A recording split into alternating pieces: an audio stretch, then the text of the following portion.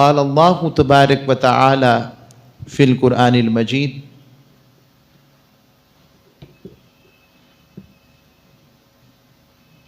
او زد علیہ ورتل القرآن ترتیلا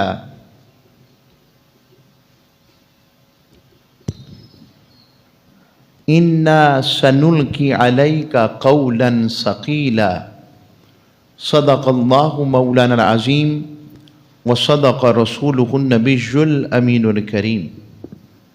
اللہ رب العزت کا بے پایا لطف و کرم و احسان ہے جس کی توفیق و کرم سے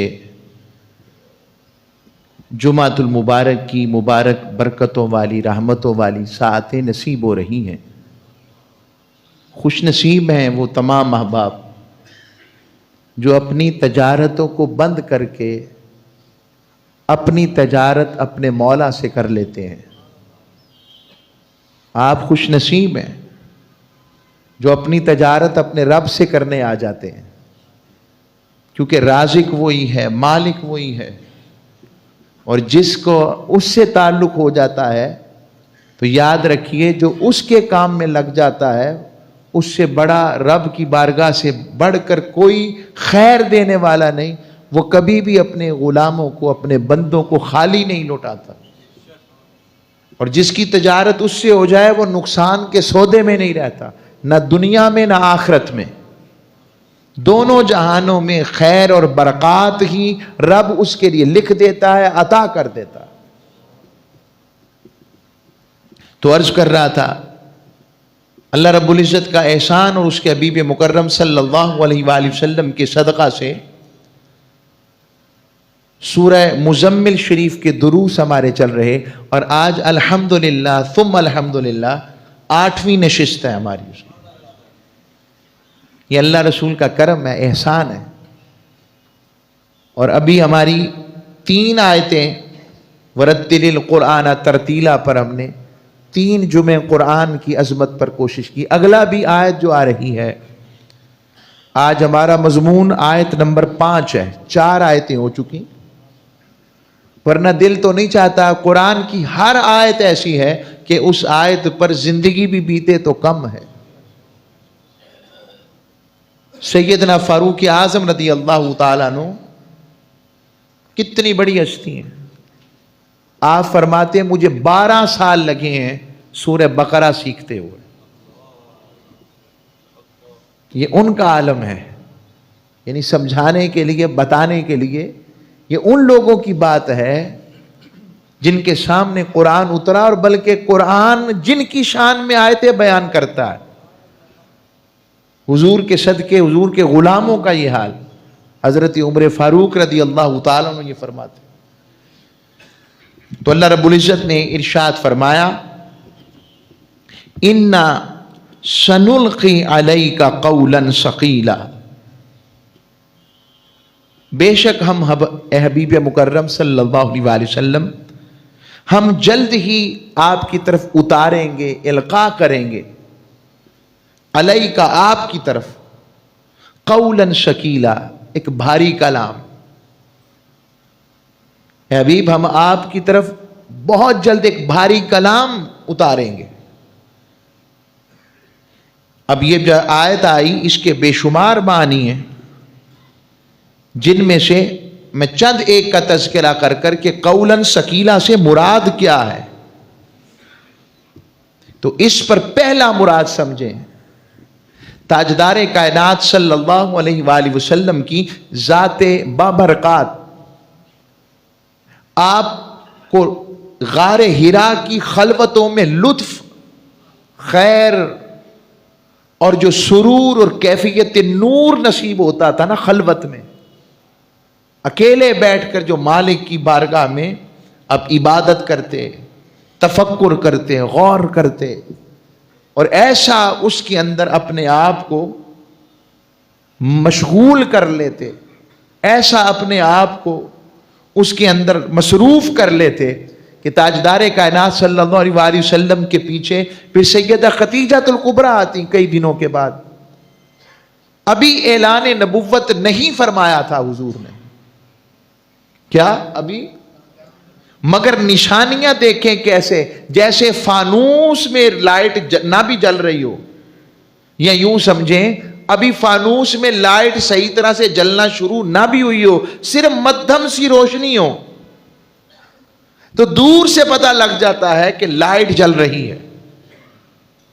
ابھی تاجدار کائنات صلی اللہ علیہ وآلہ وسلم نے اعلان نبوت نہیں فرمایا، مگر حضور کی ذات ببرکات سے نبوت کی کرنیں بتائے بغیر چھن چھن کر کس طرح سے اس ماحول کو منور کر رہی ہیں کہ سیدہ خدیجہ الکبریٰ گئیں تو وہ جو حضور کے لیے انہوں نے جو اور ستو دیے تھے وہ بالکل اسی طرح پڑے ہیں، اور آقا صلی اللہ علیہ وآلہ وسلم اپنے مولا کے ساتھ مشغول ذکر ہیں۔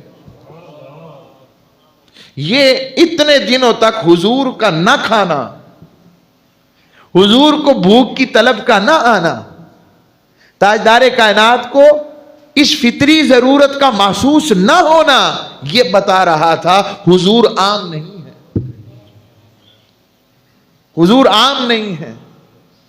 اور سیدہ خدیجہ الکبریٰ نے تو نشانیاں دیکھی تھی نا، جہاں دیدہ خاتون تھی، ملیکۃ العرب کا ٹائٹل تھا آپ کا، لوگوں کو ساتھ ڈیل کرتی تھی، بزنس وومن تھی، تجارت کرتی تھی، مگر کیا وجہ تھی؟ کوئی وجہ تو تھی کہ سرکار کی بارگاہ میں خود عرضی پیش کی کہ میں آپ سے نکاح کرنا چاہتی ہوں۔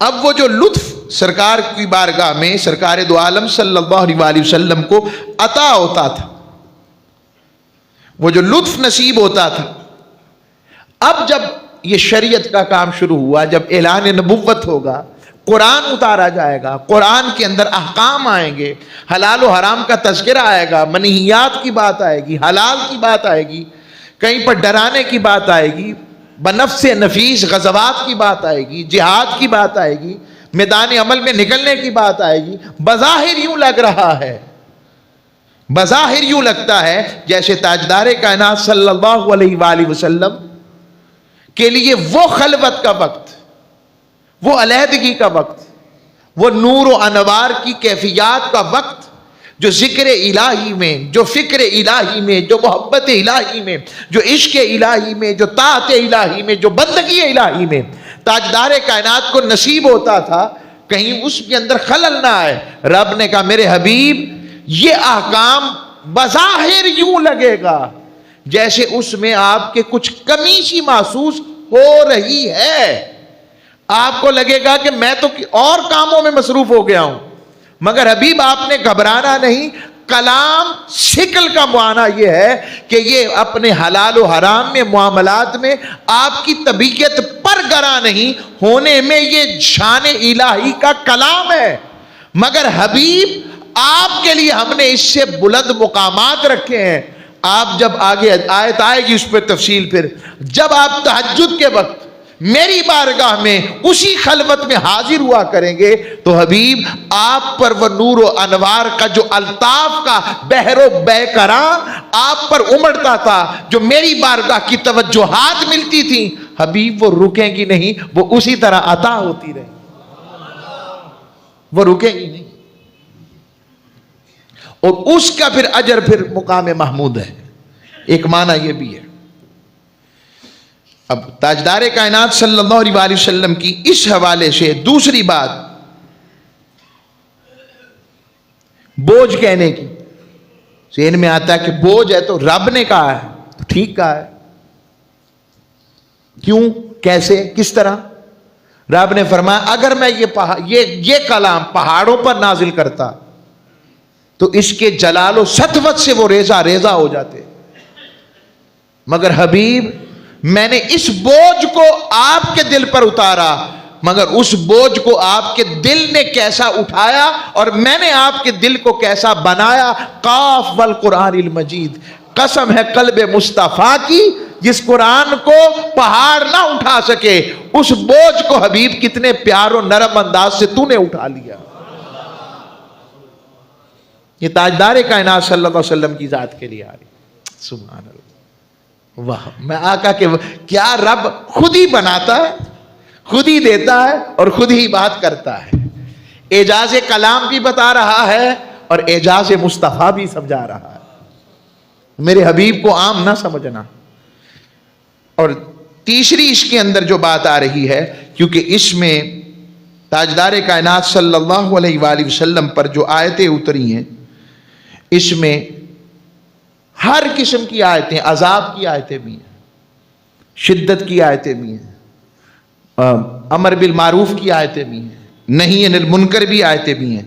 تو کہا حبیب اس وجہ سے ممکن ہے کئیوں کو یہ بوجھ لگے، مگر حبیب تیری زندگی سے جو عمل کی خیر ملے گی اور آپ کی بارگاہ سے جو ترجمانی قرآن ہوگی، جو آپ کی زندگی سے، جو وہ قول کی صورت میں ہو، وہ فعل کی صورت میں ہو، وہ عمل کی صورت میں ہو، حبیب جو آپ عطا فرمائیں گے. کلام سکل کا بامانہ کہ رب کی بارگاہ سے آیا ہے، اس لیے اس کی عظمت کی وجہ سے اس کو سکل کہا گیا، مگر جب آپ اس کو بیان کریں گے تو لوگوں کے لیے اس میں آسانیاں ہوتی چلی جائیں. یہ بھی شکل کا ایک معنی دیا گیا ہے. اور پھر اس میں اگلا معنی جو دینے لگا ہوں، تاجدار کائنات صلی اللہ علیہ وآلہ وسلم نے خود فرمایا، ان میں کچھ آیات ایسی جس کے لیے حضور نے متوجہ فرمایا. حضور نے فرمایا مجھے سورہ ہود، سورہ واقعہ، سورہ مرسلات، سورہ اما یتساءلون، سورہ کورت، اذا الشمس کورت، ان آیتوں میں چونکہ رب کی پکڑ کا ذکر ہے، قیامت کا ذکر ہے، قیامت کی ہولناکی کا ذکر ہے، جب سورج لپیٹ دیا جائے گا، جب ستارے بے نور ہو جائیں گے، جب پہاڑ دھنکی ہوئی روئی کی طرح چلتے پھریں گے، سورہ رحمان جب مجرموں کو ان کے پاؤں سے گھسیٹ کر جہنم کی طرف لے جایا جائے گا اور مجرم اور گناہگار ان کے چہروں سے پہچانے جائیں گے. پھر سورہ واقعہ کہ جب وہ واقع ہونے والی واقع ہوگی، قیامت واقع، اور جب ہوگی واقع تو منظر کیا ہوگا. کچھ اصحاب الیمین والے ہوں گے، کچھ اصحاب الشمال والے ہوں گے. بائیں والوں کا حال کیا ہوگا، دائیں والوں کا حال کیا ہوگا، بائیں ہاتھ والے دوزخیوں کا کیا معاملہ ہوگا. یہ سارا منظر ہے سورہ واقعہ، جو میں نے چیدہ آپ کو باتیں بیان کی، جن میں فکر آخرت ہے، جن میں اللہ کی طلب اور اللہ کی پکڑ کی بات ہے. حضور نے فرمایا، یہ رحمت للعالمین ذات گرامی صلی اللہ علیہ وسلم نے فرمایا ان آیتوں نے مجھے بوڑھا کر دیا ہے.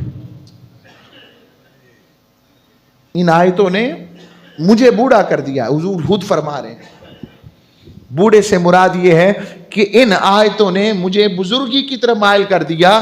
یعنی حضور یہ بات عرض کر اپنی فرما کر عاجزی کا اظہار حضور فرما رہے ہیں، عجز کا اظہار، عاجزی کا اظہار، انکساری کا اظہار، بندگی کا اظہار کہ اگر میرا یہ حال ہے تو امتی تیرا حال کیا ہونا چاہیے. اور ہمیں فکر آخرت ہی نہ ہو. میں وہ آیت جب پڑھتا ہوں سورہ رحمان کی، جب مجرموں کو ان کے پاؤں سے گھسیٹ، اور جب مجرم اپنے چہروں سے پہچانے جائیں گے، پھر رب کہے گا فَبِأَيِّ آلَاءِ رَبِّكُمَا تُكَذِّبَانِ. تو بندے اپنی رب کی نعمت، کون سی نعمتوں کو جھٹلائے گا. تو یہ غور و فکر کرنے والی، اس سے شکل بوجھ، اور بوجھ سے مراد ہر چیز غلطی کے لیے بوجھ نہیں ہوتا، خیر کے لیے، کہ انسان اس کی اہمیت کو سمجھے، اس کی اہمیت کو سمجھ سکے کہ اس کی اہمیت کیا ہے. اور پھر آگے آ جائیں. اب آقا صلی اللہ علیہ وسلم پر یہ جو وحی کی کیفیت تھی، یہ بھی آسان نہیں تھی. کیا آسان نہیں. اب میں وحی کے اوپر آتا ہوں. آپ سب وحی سنتے ہیں، مگر وحی ہوتی کیا ہے اس کو بھی جانتے ہیں، اور آقا صلی اللہ علیہ وسلم کی وحی کا اعجاز کیا تھا اور حضور کی شان کیا تھی، یہ بھی سمجھیں. رب نے فرمایا نا حبیب ہم اس کو نازل فرمائیں گے. تو وحی کی وحی کا معنی کیا ہوتا ہے؟ وحی کا لغوی معنی جسے ہم پڑھتے ہیں سنتے ہیں ریویلڈ ہونا، ویسے ہمارے ذہن میں یہی ہے کہ جبرائیل امی علیہ السلام رب کی بارگاہ سے وحی لے کر آتے تھے، رب کی بارگاہ سے۔ تو میں اس کی بھی اصل بتا دیتا ہوں۔ قرآن مجید فرقان حمید دو طرح سے نازل ہوا ہے، ایک انزال ہے، ایک تنزیل ہے۔ انزال کا مطلب ہے یک بارگی نازل ہونا، اور تنزیل کا مطلب ہے آہستہ آہستہ نازل ہونا۔ قرآن کا جو انزال ہے، یک بارگی جو نازل ہوا، وہ رب باری تعالیٰ نے لوح محفوظ سے آسمان دنیا پر ایک مقام ہے جسے بیت العزت کہتے ہیں، اللہ کریم نے وہاں منتقل فرمایا، اور جس رات میں منتقل فرمایا، رات کے تھوڑے سے عرصے میں اس منتقل ہونے کے عمل کی وجہ سے وہ رات اتنی بابرکت ہو گئی کہ اللہ کریم نے اسے لیلۃ القدر فرمایا۔ یہ جو یک بار کی نازل ہوا اسے انزال کہتے ہیں، اور اس کی وجہ سے لیلۃ القدر ہے رمضان میں۔ تو اب میں آگے چلتا ہوں۔ تنزیل یہ ہے اس مقام بیت العزت سے، رب کے اذن و حکم سے اور اجازت سے جتنا اللہ کریم کا اپنی مرضی سے عطا فرماتے، جبرائیل امی کو حکم ہوتا اور جبرائیل وہاں سے وحی لے کر حضور کی بارگاہ میں حاضر ہو جاتے۔ یہ ہے وحی کے اترنے کے دو طریقے، جسے میں نے کہا انزال اور تنزیل۔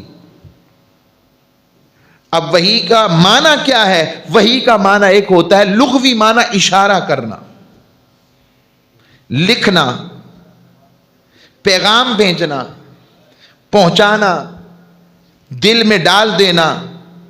اچھا، یہ بھی ایک وحی کا معنی ہے دوسروں سے چھپا کر جسے بات کہنی ہے بس اس تک اپنا پیغام پہنچا دینا، اور اپنے خیالات اور اپنی بات کو دوسرے کے دل میں ڈال دینا، یہ بھی وحی ہے۔ اب وحی کی جو عمومی صورتیں جو تاجدار کائنات کی بارگاہ سے، قرآن سے اور حدیث مقدسہ سے ثابت ہوتی ہیں، ان میں سے ایک ہے حضور نے فرمایا، آپ کتاب بعد الوحی شروع کریں بخاری شریف، پہلا ہے سچے خواب آنا۔ یہ بھی وہی، کیونکہ نبوت جو نبی جو خواب دیکھتا ہے وہ خواب بھی سچا ہوتا ہے۔ اب میں اس تفصیل نہیں جا رہا، اس تفصیل پہ پہلے بھی کئی دفعہ میں بات کر چکا ہوں، وہی کی اقسام پر، معاملات پر، خواب پر۔ تو سچے خواب آنا، یعنی تاجدار کائنات صلی اللہ علیہ وسلم نے، مثال دے رہا ہوں اس کی حقیقت حضور کی سیرت سے، حضور نے دیکھا ہم فاتح بن کر مکہ میں داخل ہو رہے ہیں، اللہ نے یہ معاملہ دکھا بھی دیا کہ حبیب واقعی فاتح بن کر مکہ میں داخل ہو گئے۔ اور اس سے قبل جب اعلان نبوت نہیں فرمایا تھا، حضور جو خواب دیکھتے دن کی روشنی میں بالکل ہو بہو اسے اسی طرح ہوتا دیکھتے۔ یہ بخاری شریف کی حدیث ہے، دن کی تعبیر کے اجالے میں دیکھ لیتے۔ دوسرا ہے القاء فی القلب، دل میں وحی ڈالنا، یعنی فرشتہ حضور کے قلب انور میں جاگتے میں کوئی بات القاء کر دیتا، جیسا کہ امام سیوطی رحمۃ اللہ علیہ نے فرمایا، وحی کی دوسری قسم یہ ہے کہ آپ کے دل پر کلام القاء کیا جاتا، جیسے حضور کا فرمان ہے کہ روح القدس یعنی جبرائیل میرے دل پر کلام القاء کرتے ہیں۔ تو یہ بات جو ہے اس کا نام بھی وحی ہے، القاء فی القلب، دل میں بات کا ڈال دینا۔ اور اسی کی حدیث، ایسی حدیثوں کو ہم حدیث قدسی بھی کہتے ہیں، جس کے الفاظ حضور عطا فرماتے ہیں، مفہوم رب کی طرف سے نازل شدہ ہوتا ہے۔ اسے کیا کہتے ہیں؟ حدیثیں۔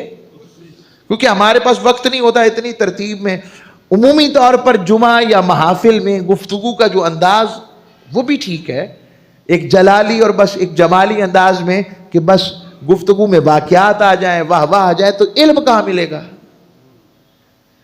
جب پتہ ہی نہیں ہوگا وحی کیا ہے، وحی کی حقیقت کیا ہے، اصول کیا ہے، طریقہ کار کیا ہے۔ کوئی بندہ جو مرضی سنا کر آپ کو گھیر جائے، چلے اور کچھ نہیں تو نشان تو رہ جائے گا نا کہ واقعی مجھے تو پتہ نہیں ہے۔ تو میں چاہتا یہ ہوں گفتگو ہمیں تو یہی پتا لگا کہ گفتگو میں دونوں تینوں چیزیں ہونی چاہیے. تحقیق بھی کوشش کرتے ہیں, ہماری اوقات تو نہیں تحقیق کر سکے, تحقیق بھی ہو, اس کے اندر تحریر کا انداز بھی نظر آئے اور اس کے اندر تقریر بھی تھوڑی بہت نظر آ جائے. تو یہ دوسرا طریقہ. اب میں آتا ہوں اس کی اگلی بات کی طرف. تیسرا ہے سلسلۃ الجرش. سلسلۃ الجرش یہ ہوتا تاجدار کائنات صلی اللہ علیہ وآلہ وسلم پر ایسے وحی آتی جیسے گھنٹیاں بجتی ہیں, گھنٹیاں بجتی ہیں. تو یہ وحی کی کیفیت حضور فرماتے یہ میرے لیے سب سے شدت والی وحی ہوتی تھی. اور حضور اکرم صلی اللہ علیہ وسلم جس سواری پر سوار ہوتے, جب وحی آ رہی ہوتی سواری پر سوار ہوتے تو کیفیت یہ ہوتی کہ سواری ساری کی ساری جھک کر اونٹ اپنے آپ کو زمین سے لگا دیتا. حضرت زید بن ثابت فرماتے ہیں رضی اللہ تعالیٰ عنہ, تاجدار کائنات کا سر اقدس میرے رانوں پر تھا کہ وحی کا نزول ہوا اور اس شدت ایسی تھی ایسے لگا جیسے میری ران کی ہڈی کہیں ٹوٹ ہی نہ جائے. اور حضور کو سخت سردیوں میں بھی وحی کی عطا ہوتی, وحی آتی تو آقا صلی اللہ علیہ وسلم پر پسینے سے شرابور ہو جاتے. یہ عام بندے کا کام ہی نہیں ہے. وہی بتا رہی ہے حضور دکھنے میں ہم جیسے ہیں مگر ہم حضور جیسے نہیں ہیں. وحی کا نزول بتا رہا ہے. اب اس میں اگلی صورتیں نزول وحی کی صورتیں آگے بھی ہیں. ایک معنی بغیر حجاب کے کلام کرنا, یہ بھی وحی ہے. رب باری تعالی اور محبوب کے درمیان کوئی حجاب نہیں, یا بات سنانے والا رب ہے اور سننے والے مصطفیٰ ہیں, ایسا بھی مقام آیا. آپ کہہ سکتے ہیں قرآن میں کہاں آیا؟ قرآن میں آیا, سورہ نجم میں آیا, فَأَوْحَا إِلَىٰ عَبْدِهِ مَا أَوْحَا, پس وحی کی اپنے بندے کی طرف جو رب نے وحی کرنی تھی. یعنی رب باری تعالیٰ نے بتایا کہ اس میں کوئی حائل نہیں تھا, یا میں تھا یا میرا حبیب تھا. یہ خصوصیت ہے.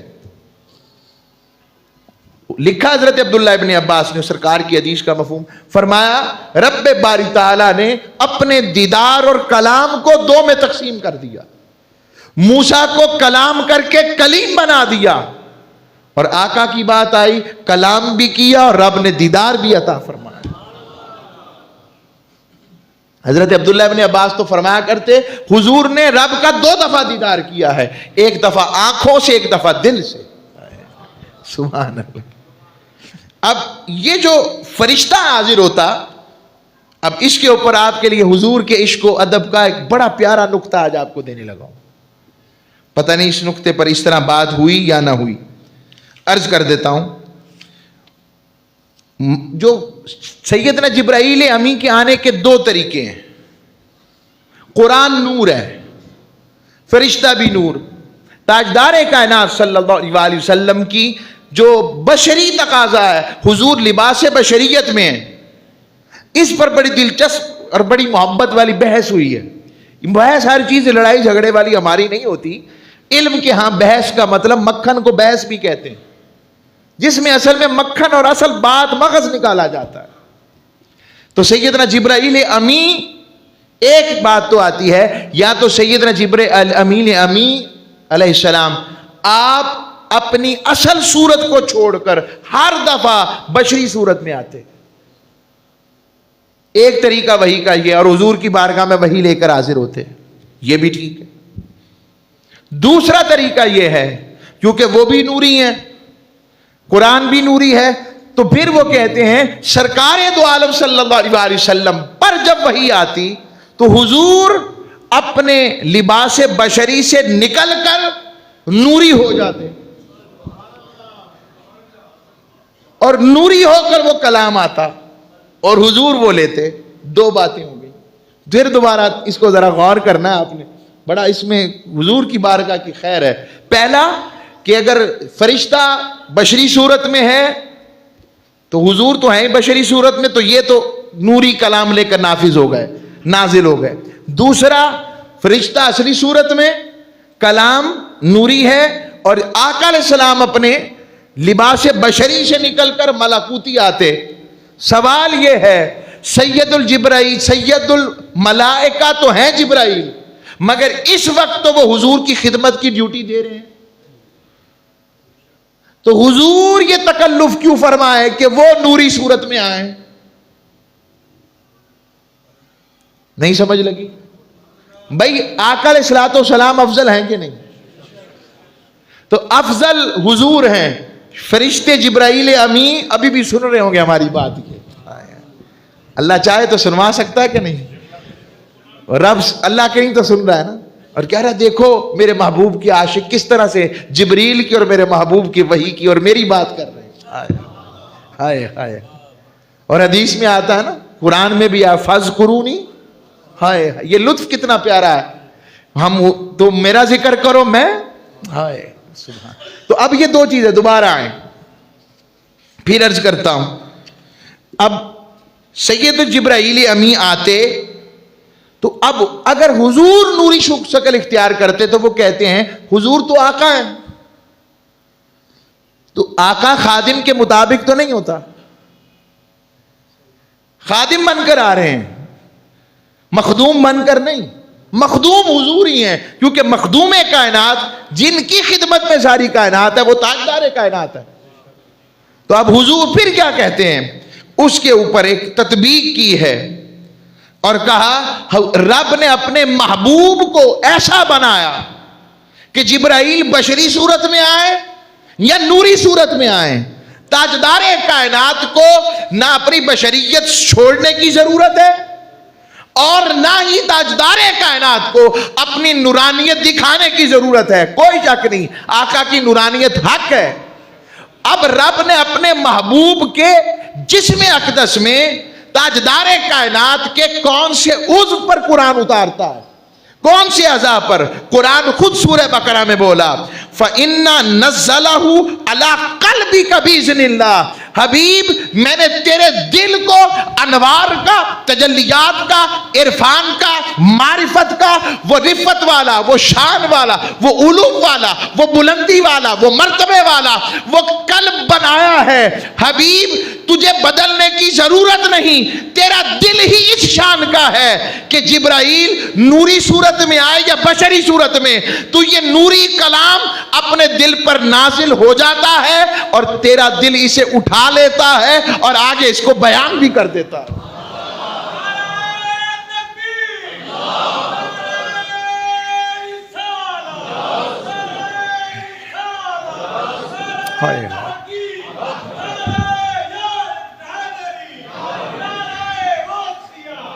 اب ایک اور بات میرے ذہن میں آئی، سبحان اللہ، ایک اور بات میرے ذہن میں یہاں نصیب ہوئی. اب رب نے جب انوار و تجلیات قلب الہی کا یہ حال ہے، اسی لیے رب نے معراج کی شب کہا ما کذب الفؤاد ما رآ. حبیب جس دل پر قرآن اترے وہاں جھوٹ نہیں ہو سکتا. حبیب جو تو نے دیکھا تیرے دل میں اطمینان آیا. اب میں اس پر ایک اور نقطہ تطبیق آپ کی وجہ سے. قرآن ہے رب کی صفات کا مظہر. کیا؟ رب کی صفات کا مظہر، رب کی صفات کا اظہار، رب کی شان کا اظہار، اور اس کا محور ہو گیا دل مصطفیٰ. قلب مصطفیٰ پر وہ قرآن اترتا رہا تو رب کی صفات سے معانست ہوئی کہ نہ ہوئی حضور کی. میں اس کو آگے معانست کو بھی واضح کروں گا.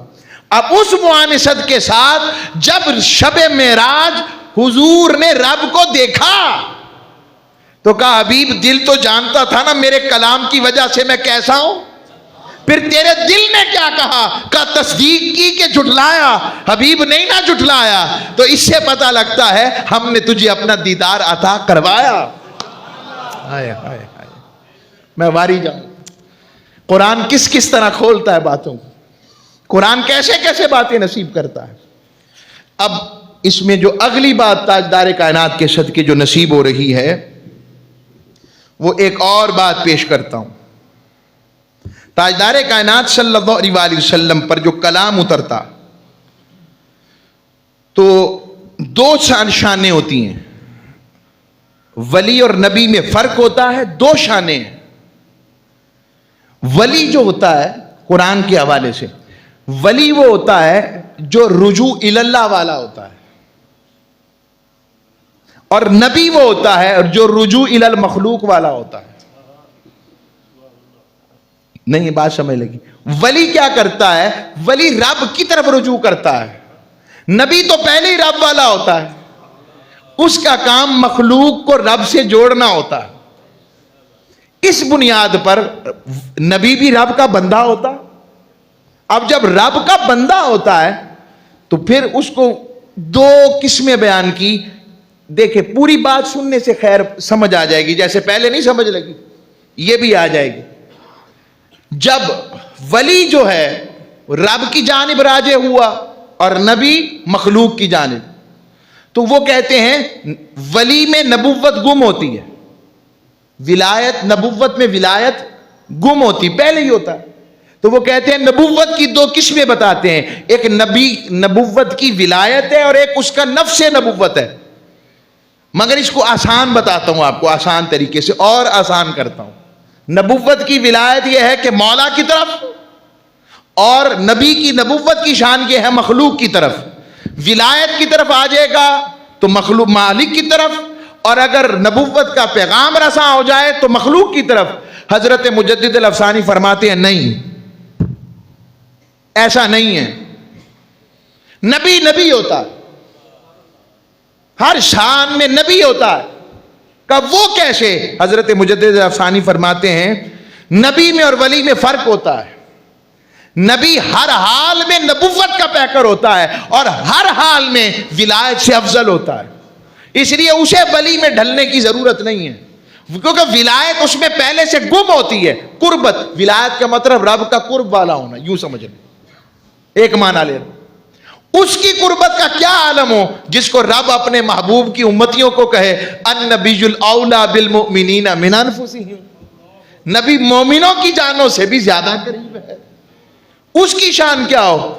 اب فرمایا ولی کی شان یہ ہے، ولی رب کی صفات میں گم ہوتا ہے اور نبی رب کی ذات میں گم ہوتا ہے۔ ہائے ہائے ہائے، ولی رب کی صفات میں گم ہوتا ہے، نبی رب کی ذات میں گم ہوتا ہے، اور صفات کا رنگ کم ہے، ذات کا رنگ اوپر ہے، اور اس ذات کے رنگ کی وجہ سے رب نے کہا صبغۃ اللہ، ارے لوگو اگر کوئی میرے رنگ والا دیکھنا ہے جس میں میرے افعال کا رنگ، محبت کا رنگ، چاہت کا رنگ، نسبت کا رنگ، اطاعت کا رنگ، ادب کا رنگ، بندگی کا رنگ، چاہت کا رنگ، حسن کا رنگ، جمال کا رنگ دیکھنا ہے، میرے مصطفیٰ کے رنگ کو دیکھو۔ اسی لیے فرماتا ہے بدر کے میدان میں کنکریاں حضور پھینکے کیونکہ ذات میں گم ہوا، تو رب فرماتا ہے وما رمیتا، حبیب تو نے تو نہیں ماری، اذ رمیتا، جب تو نے کنکریاں ماری، ولکن اللہ رما، بلکہ وہ تو اللہ نے ماری۔ تحت رضوان، شجر رضوان کے نیچے بیت حضور لیں، ہاتھ حضور کا بیت حضور لے رہے ہیں، مگر کیا شان ہے؟ رب کہتا ہے حبیب یہ تیرے ہاتھ پر نہیں، یہ میرے ہاتھ پر بیعت لے رہے ہیں۔ ید اللہ فوق ایدیہم، اوپر والا ہاتھ تیرا نہیں میرا ہے۔ ہائے ہائے ہائے، کیا مقام ہے! یہ ہے قولا ثقیلا، جو ہمارے لیے ثقیل ہے اور حبیب کے لیے خفیف اور شان والا، کہ حبیب یہ شان نہیں ہے تیری، حبیب تجھے مرتبہ عطا ہوگا۔ تو جس کلام کے اترنے کا یہ شان ہے، تو جس پر اترا اس کی شان، اور پھر جو انہوں نے عمل کر کے دکھایا، خلق کا پیکر، اخلاق کا پیکر، معافی کا پیکر، شرم کا پیکر، حیا کا پیکر، عفو کا پیکر، درگزر کا پیکر، محبت کا پیکر، نرمی کا پیکر، شفقت کا پیکر، عطاؤں کا پیکر، سخا کا پیکر، جود کا پیکر، کمالات کا پیکر، رحمت کا پیکر، نوازشات کا پیکر، عنایات کا پیکر، ارے عبادت کا پیکر، بندگی کا پیکر، ذات محمد مصطفیٰ علیہ السلام۔ رب نے ایسا بنایا، تو امتی تیرے اندر بھی تو یہ قرآن سے جڑے گا تو رنگ نصیب ہوگا۔ قرآن میں ہو غوط حسن اے مرد مسلمان، اللہ کرے عطا تجھ کو جدت کردار۔ اللہ ہم سب کو حضور کی محبت اور خیر والا رکھے، اور حضور کی محبت میں کرم و رحمت والا رکھے۔ وما علیہ الا البلاغ۔